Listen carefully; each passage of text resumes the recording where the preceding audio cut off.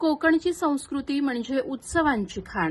त्यातही गणेशोत्सव हा भावकीचा तर शिमगोत्सव हा गावकीचा उत्सव मानला जातो.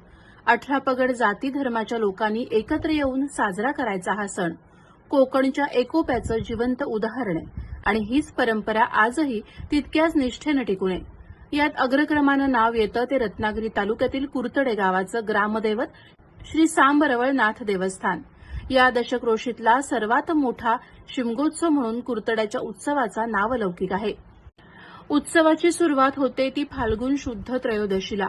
या दिवशी होळी तोडली जाते आणि चतुर्दशीला ती दिमाखात उभी केली जाते. सकाळी 10 वाजल्यापासून उत्तर दिशेला पालखी नाचवत उत्सवाचा रंग भरू लागतो.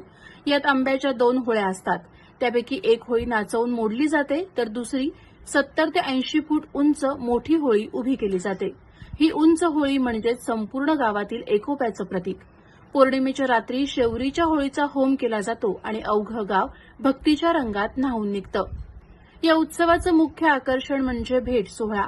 शेजारील तोंडदे गावातील श्री नवलाई पावणाई देवस्थानाची पालखी कुरतड्यात येते. यावर्षी 5 मार्च रोजी हा नेत्रदीपक भेटीचा सोहळा पार पडणार आहे.